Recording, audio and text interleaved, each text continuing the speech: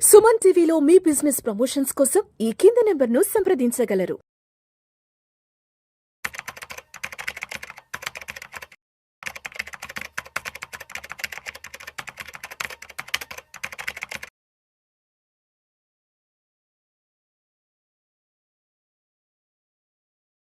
నమస్తే గిరిబాబు గారు. నమస్తే అండి. సార్, క్లయింట్స్ విషయంలో చూస్తే నా దగ్గరకు వచ్చే వాళ్ళందరూ కోర్స్ నాకు తెలిసి ప్రతి ఒక్క ఎంఎఫ్డి దగ్గరికి వెళ్ళే వాళ్ళందరూ ఏజ్ గ్రూప్ కూడా యావరేజ్గా 40 అబౌనే ఉంటుంది. అంతే, ముందు రారు. దానికంటే ముందు సహజంగా రావట్లేదు. సో నేను చాలాసార్లు ఇంటర్వ్యూస్లో మాట్లాడినప్పుడు కూడా 40కి వస్తే కానీ ఎవరికి ఏం అర్థం కావట్లేదు అనే విషయాన్ని గురించి మెన్షన్ చేశాను. అండ్ అదేవిధంగా వచ్చిన ప్రతి క్లయింట్ని 40 ఏళ్ళ తర్వాత వచ్చే ఆల్మోస్ట్ 90% క్లయింట్స్ 40 అబౌనే ఉంటారు. వచ్చే ప్రతి క్లయింట్ని ఒక ప్రశ్న అడుగుతాను. సార్, మీరు 40 తర్వాత వస్తున్నారు, ఇన్ని రోజులు మీరు ఏ ఒక్క డిస్ట్రిబ్యూటర్ కానీ అడ్వైజర్ దగ్గర కానీ ఎందుకు వెళ్ళలేదు అని. సార్, 40 దాటిన తర్వాతనే మాకు ఆలోచన మొదలైంది. కళ్ళు అప్పుడే తెరుచుకున్నాయి, భయం అంటూ అప్పుడే మొదలైంది. ఇప్పటిదాకా మేము వెనక్కి తిరిగి చూసుకుంటే భవిష్యత్తు కోసం ఏం చేయలేదనే విషయం అర్థమైంది. మా పిల్లవాళ్ళు ఆల్రెడీ పెద్ద వయసుకు వచ్చేసారు, ఇంటర్మీడియట్ దగ్గరలోకి వస్తున్నారు. అండ్ వాళ్ళ గ్రాడ్యుయేషన్కి డబ్బులు ఎట్లా, వాళ్ళ పెళ్ళిళ్ళకి డబ్బులు ఎట్లా. అండ్ ఇంతకు ముందనంటే కొద్దో గొప్ప ఏదో వ్యవసాయం నుంచి డబ్బులు వచ్చాయి కాబట్టి మా పేరెంట్స్ బతికారు. ఇప్పుడు ఆ పరిస్థితులు కూడా లేవు. ఇదంతా కూడా ఇప్పుడు ఎంప్లాయీస్ బేస్డ్ సొసైటీగా మారిపోయింది. మాకు వచ్చేటువంటి ఆ పీపీఎఫ్ డబ్బులు ఏమి సరిపోతాయన్న విషయం కూడా మాకు క్లారిటీ వచ్చేసింది. సో బేసిక్గా ఈ లేట్గా రావటం అనే ఒక పాయింట్ గురించి నేను ఎప్పుడు వరీ అవుతూనే ఉంటాను. ఒక మాట్లాడటం కూడా హెసిటేట్ చేస్తున్నారు ఎర్లీ ఏజ్ గ్రూప్ వాళ్ళు. సో ఈ ఎర్లీ ఏజ్ గ్రూప్ వాళ్ళకి మీరు ఎటువంటి సలహాని ఇవ్వాలనుకుంటున్నారు? నేను ఆల్రెడీ చాలాసార్లు చెప్పాను చాలా వీడియోస్లో. మన లైఫ్ని 25-25-25 3 పార్ట్స్గా డివైడ్ చేసుకోవాలి. ఆ 25-25-25లో ఫస్ట్ 25 పేరెంట్స్ సపోర్ట్ తోటి ఎడ్యుకేషన్ కెరియర్ కంప్లీట్ అయిపోతుంది. అది అయిపోయిన తర్వాత 25 అయిపోయాక రఫ్లీ అరౌండ్ 26-27లో జాబ్ వచ్చింది, జాబ్లో సెటిల్ అయ్యారనుకుంటే 30 కల్లా మ్యారేజ్ అయిపోద్ది. ఇక 30 నుంచి 50 20 years is very very crucial. ఒకవేళ 25కే జాబ్ వస్తే లక్కీ ఇనఫ్. ఆ 25 నుంచి 30 వరకు ఆ 5 ఇయర్స్లో కొత్తగా డబ్బులు సంపాదించడం మొదలుపెట్టి ఎంజాయ్ చేయడము, కొత్త గ్యాడ్జెట్స్ బైక్స్ కొనుక్కొని కొత్తగా మ్యారేజ్ అయ్యి అదొక హనీమూన్ పీరియడ్ అయిపోద్ది. 30 వరకు నెమ్మదిగా ఒకరు పుడతారు 30లో. ఇక పుట్టగానే నెమ్మది అదొక 2-3 ఇయర్స్ గడిచిపోద్ది. ఇక అప్పుడు మెల్లగా నువ్వు అన్నట్టు అసలు ఆలోచన మొదలవుతుంది. మొదలై ఆ 30-35లో మొదలైన ఆలోచన కళ్ళు తెరిచి బయటకు వచ్చి మాట్లాడేసరికి 40 ఇయర్స్ అయిపోద్ది. బట్ అలా 40 ఇయర్స్ తర్వాత చేస్తే వాళ్ళు కోల్పోయే డబ్బులు కాదు, టైం. ఎగ్జాక్ట్లీ. ఇక్కడ మీ దగ్గర డబ్బులు ఎంత ఉన్నాయో మీకు తెలుసు, కానీ ఎంత టైం ఉందో ఎవరికి తెలియదు. సో ఇక్కడ more value is in time, not the money. ఇప్పుడు మనము చాలా చాలా యాప్స్లో ఉంటాయి డిలే కాస్ట్ అని చెప్పి. ఆ డిలే కాస్ట్ కూడా ఏం చెప్తుంది, ఒక 25 ఇయర్స్లో మొదలు పెట్టే వాళ్ళు సేమ్ అమౌంట్ రీచ్ అయినప్పుడు అదే అమౌంట్ రీచ్ అవ్వాలంటే 35 వాళ్ళు దానికి 3 to 4 times ఎక్స్ట్రా ఇన్వెస్ట్ చేయాల్సి వస్తుంది ఎవ్రీ మంత్ ఆన్ మంత్. అలా చేసినా కూడా 25లో మొదలు పెట్టే వాళ్ళకి అంత రాదు. కాంపౌండింగ్ ఫ్యాక్టర్ మీరు అది ఎక్కడైనా చూడండి. ఇప్పుడు వారన్ బఫెట్ వెల్త్లో మెజారిటీ ఆఫ్ వెల్త్ క్రియేట్ అయినంత లాస్ట్ 10 ఇయర్స్లోనే. ఆయన ఆల్రెడీ 97 చేంజ్కి వచ్చేసాడు ఏజ్. 85 వరకు ఉన్న wealth more than 2 to 3 times last 10 years వచ్చింది. ఇది పవర్ ఆఫ్ కాంపౌండింగ్లో జరిగే అతిపెద్ద మిరాకిల్ ఇది. దీన్ని అర్థం చేసుకోవాలి అంటే టైం ఇవ్వాలి మనం. సో అందుకని నేను చెప్తానంటే 25-25-25లో ఫస్ట్ 25 అయిపోయింది, పిల్లలకు supported by parents. Second 25 you have to support your family and you have to support your self. ఈ 25 to 50 ఏజ్లో మీరు ఎంతైతే డబ్బు సంపాదిస్తారో అందులో ఒక 15%, 80 to 85% ఫర్ ద డే, ఒక 15 to 20% ఫర్ టుమారో సేవ్ చేసుకుంటూ వెళ్తే మీకు థర్డ్ 50 వస్తుంది, 50 to 75. ఇప్పుడు ఈ కొత్త నయా జమానాలో ఏమైపోయింది, మన పేరెంట్స్ వచ్చేప్పటికి 60-65 దాకా వర్క్ చేసేవాళ్ళు. అంటే వాళ్ళకు వర్కింగ్ పీరియడ్ ఏమో 60-65 వరకు కూడా ఉంది. రిటైర్మెంట్ లైఫ్ దాని తర్వాత మహా అయితే ఒక 5-10 సంవత్సరాలు, 75 లైఫ్ స్పాన్ అనుకుంటే. కానీ ఇప్పుడు లైఫ్ స్పాన్ చాలా పెరిగింది. ఈవెన్ ఇప్పుడు జెన్జీ తర్వాత నెక్స్ట్ వచ్చిన కొత్త జనరేషన్స్లో ఈ 2020 తర్వాత పుట్టిన వాళ్ళల్లో people are saying that the improved medical conditions, improved health conditions, improved food హ్యాబిట్స్లో they can live up to 80-85. కానీ అదేమో లైఫ్ స్పాన్ పెరిగింది, వర్కింగ్ పీరియడ్ ఏమో తగ్గిపోయింది. Exactly 50-55 is maximum. మీరు ఎప్పుడు రిటైర్ అవుతారంటే ఇప్పుడు జనరేషన్ 40-45 చెప్తున్నారు. కానీ 45 తర్వాత ఏం చేస్తారంటే ప్లానింగ్ ఉండదు వరకు, అది వేరే విషయం. ప్లానింగ్ ఏముండదు, కానీ నేను 45 రిటైర్ అవ్వాలంటారు. ఓకే, నేను వరల్డ్ టూర్ వెళ్తానంటారు. వరల్డ్ టూర్ కాదు, బయట వెళ్ళి ఒక 1 వీక్ ఉండిరండి, తెలుస్తుంది మీకు. ₹1,00,000 ఖర్చు అవుతుంది. అకామిడేషన్కి, ఫుడ్కి, ట్రాన్స్పోర్ట్కి. 3 అకామిడేషన్, ఫుడ్, ట్రాన్స్పోర్ట్. బయట ఎక్కడ ఏ హోటల్కి వెళ్ళినా రోజుకు 3-4 తక్కువ ఉండదు. సో 1 వీక్ ఉన్నారంటే అదొక 25,000. అండ్ ఫుడ్ రోజుకి 1,000-2,000 తక్కువ ఉండదు. అండ్ ట్రాన్స్పోర్టేషన్ అది ఒక్కళ్ళకైతే. ఇద్దరు వెళ్తే మరి మీ దగ్గర అంత డబ్బులు ఉన్నాయా? వారం రోజుల్లో ₹1,00,000 పే చేసే అంత స్పెండ్ చేసిన డబ్బులు అది ఉండవు. కానీ 45కి రిటైర్ అవుతాను, నేను నాకు 45కి వరల్డ్ టూర్ చేస్తా, ఇంకో పని చేస్తా అని ప్లానింగ్ ఉంటుంది. బట్ ప్లానింగ్కి సంబంధించిన యాక్షన్ ఒకటి కూడా ఉండదు. ఓకే, సో అట్లా కాకుండా ప్రాపర్గా ప్లానింగ్ చేసుకొని ఆ కళ్ళు తెరిచేది ఏదో 40లో తెరవకుండా 30లో కళ్ళు తెరిస్తే 10 సంవత్సరాల బిగ్గెస్ట్ పీరియడ్ దొరుకుతుంది వాళ్ళకు.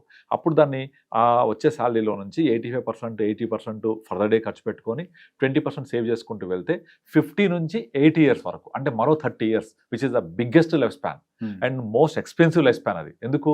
మీకు మెడికల్ ఎక్స్పెన్సెస్ రావచ్చు, పిల్లల కెరియర్లో సెటిల్ అవుతే అవ్వకపోతే మనం చూసుకోవాలి, మన పేరెంట్స్ ఉంటే వాళ్ళని చూడాలి, తర్వాత హెల్త్ కండిషన్స్ గురించి మనకు ఎక్స్పెన్సెస్ పెరగవచ్చు, కొన్ని రెస్పాన్సిబిలిటీస్ పెరుగుతాయి, అండ్ మోస్ట్ ఎక్స్పెన్సివ్ జోన్ అది. ఆ ఎక్స్పెన్సివ్ జోన్లో డబ్బులు రెగ్యులర్ క్యాష్ ఫ్లో రావాలి. But unfortunately when people are getting retired at the age of 50, మీకు ఎక్స్పెన్సెస్ ఏమో షూటప్ అవుతున్నాయి, ఇన్కమ్స్ ఏమో ఆగిపోతున్నాయి. పాపం ఇన్కమ్కి తెలియదు నాకు ఎక్స్పెన్సెస్ పెరిగిపోతాయి ఎక్కడ నుంచి అని. అక్కడ డబుల్ ఇంపాక్ట్ అవుతుంది. దాన్ని ఎదుర్కోవాలి అంటే డెఫినెట్లీ ప్లానింగ్ చేసుకుంటూ ముందు నుంచే వెళ్ళాలి. ఈ ప్లానింగ్ అంటే ఏం చేస్తారు మన వాళ్ళు? అక్కడ ఒక ప్లాట్ కొన్నా, ఇక్కడ ఒక ప్లాట్ కొన్నా, ఇది ప్లాట్ ఇది అని మొత్తం ప్లాట్లు కొని కూర్చుంటారు. ఏమవుతుంది? అది cash poor asset rich. Cash poor asset rich ఉంటే you die as a rich person, but you live as a poor person. అలా ఎప్పుడు జరగకూడదు. The concept is completely should change, must change. You live rich, die poor, అంతే. నువ్వు గొప్పగా జీవించు, పేదవాడిగా చచ్చిపో, పర్వాలేదు. ఎందుకంటే ఆ లెగసీ కంటిన్యూ కావాలి. సో అలా అవ్వాలి అంటే you have to plan from the beginning. So మనకు వచ్చే ఇన్కమ్ని మనము 50 ఇయర్స్ రీచ్ అయ్యేప్పటికల్లా all fixed assets should convert into financial assets. Liquidity should be the king, cash is king. ఆ క్యాష్ రూపంలోకి అన్ని మార్చేసుకోవాలి. ఎక్కడెక్కడ రియల్ ఎస్టేట్లో ఉన్నాయి అన్ని కన్వర్ట్ చేసుకుంటూ ఒక రెగ్యులర్ క్యాష్ ఫ్లో వచ్చేలాగా ప్లాన్ చేసుకొని, నాకు 50 నుంచి 80 దాకా నాకు, నా తర్వాత వైఫ్కి మినిమం ఎంత కావాలి డబ్బులు, అది మళ్ళీ ఎక్స్పోనెన్షియల్గా ఎవ్రీ 5 ఇయర్స్కి ఒకసారి ఒక 10% పెరుగుతూ 3 ఇయర్స్ టు 5 ఇయర్స్లో పెరుగుతూ నాకు రావాలి అంటే నాకు కార్పస్ ఎంత ఉండాలి, ఈ కార్పస్ ఉండాలంటే ఇప్పుడు నేను ఎంత చేయాలి, ఇవన్నీ ప్లాన్ చేసుకుంటూ వెళ్తే అప్పుడు ఆ కళ్ళు తెరిచేది ఏదో 30 కళ్ళు తెరిస్తే definitely life is beautiful, they can enjoy that. But ఇక్కడ ప్రాబ్లం అంతా వాళ్ళు ఇదంతా అర్థం చేసుకునేప్పటికే సినిమా అయిపోద్ది. ఎగ్జాక్ట్లీ, టైం ఉండదు. కనుక మనం ఇలా ఎక్స్పర్ట్ అడ్వైజ్ లాగా మనం మాట్లాడుతున్నది విన్నవాళ్ళు ఇంప్లిమెంట్ చేయగలిగితే అంతకంటే బ్యూటిఫుల్ లైఫ్ ఇంకోటి ఉండదు. So simple, for your question the answer is they have to open their eyes much early. That is the only option. లేదు నాకు తెలియలేదు, టైం అయిపోయింది, అలా చాలా మంది అలాగే ఉన్నారు. నేను నా దగ్గరకు ఒక క్లయింట్ వచ్చాడు, మోహన్ రావు అని. అతను ఏజ్ 53, నాకు 50 ఇంకా 7 ఇయర్స్ టైం ఉంది, నా దగ్గర ఇప్పుడు ఒక 20 లక్షల డబ్బులు ఉన్నాయి, ఇది మాత్రమే ఉన్నాయి, నేను ఇంకా 7 ఇయర్స్ తర్వాత ఏంటో ఇప్పుడు నాకు అసలు భయం అవుతుంది తలుచుకుంటే. సో ఏంటి పరిస్థితి? సో మా ఫాదరు, మా వైఫ్ అందరు కూడా పోస్ట్ ఆఫీస్లో పెట్టు, ఒక ప్లాట్ కొను, ఒక ఇది కొను అంటే 20 లక్షలతో ఏమీ రాదు, ప్లాట్ రాదు, ఫ్లాట్ రాదు, ఇది ఎంత వస్తుంది? మళ్ళీ నేను ఇది ఫిక్స్డ్ పెట్టేసుకుంటా. ఇది కాదు, నేను 3 నెలల నుంచి చూస్తున్నానండి, అన్ని కూడా మీ వీడియోస్ అన్ని చూసి నాకు డిసైడెడ్, నాకు ఈ మనీ వెల్త్ క్రియేట్ అవ్వాలి, కానీ తగ్గకూడదు, అసలు పడిపోకూడదు, రావాలి అంటే కుదరదు అట్లా. సో మీరు ఇక్కడ మిస్ అయింది టైం, కనుక దీన్ని జాగ్రత్తగా మనం ప్లాన్ చేయాలని మొత్తం అంతే ప్రాపర్గా ప్లాన్ చేసి 60కి వచ్చేప్పటికి కనీసం ఒక బెటర్గా వచ్చేలాగా. అప్పుడు తను నేను చెప్పింది ఏంటంటే, ఇంతకాలం ఎంజాయ్ చేసావు కదా, ఇప్పుడైనా స్క్వీజ్ అవ్వు, ఎక్స్పెన్సెస్ తగ్గించుకుంటావా, ఇన్కమ్ పెంచుకుంటావా, నీ చేతిలో ఉంది. నువ్వు ఇప్పుడు ఈ డబ్బులతో పాటుగా నువ్వు కొంత ఎస్ఐపి లాగా యాడ్ చేసి తప్ప రాదు. యూ హ్యావ్ టు, అంతే. లాస్ట్ 20 ఇయర్స్ అంతా ఎంజాయ్ చేశావు కదా, ఇప్పుడు దానికి సంబంధించిన పేమెంట్ నువ్వు పెనాల్టీ పే చేయాలి, అంతే, దట్స్ ఆల్, ఇంకా ఆప్షన్ లేదు. అలా స్క్వీజ్ అయ్యి రావాల్సిందే. ఇంకో క్లయింట్ ఎగ్జాంపుల్ చెప్తాను.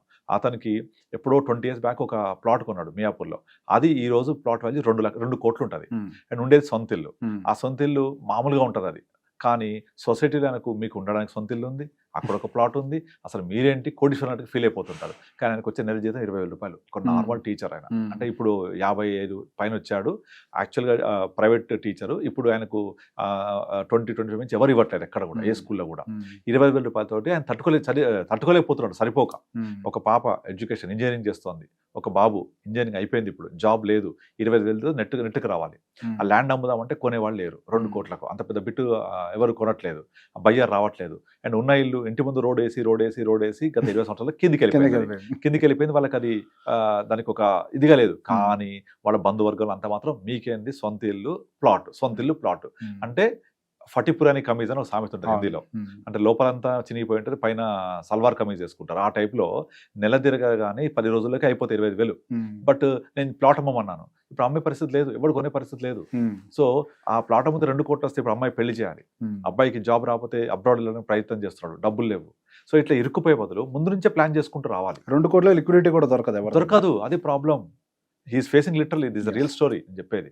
సో అలా కాకుండా ముందు నుంచి ప్లాన్ చేసుకుంటూ రావాలి. కనుక 40 ఏళ్లలో తెరిచే కళ్ళు 30 ఏళ్లలో కనుక ఆలోచిస్తే definitely life is beautiful, we can plan accordingly. So దీనికి answer only you have to plan, అంతే.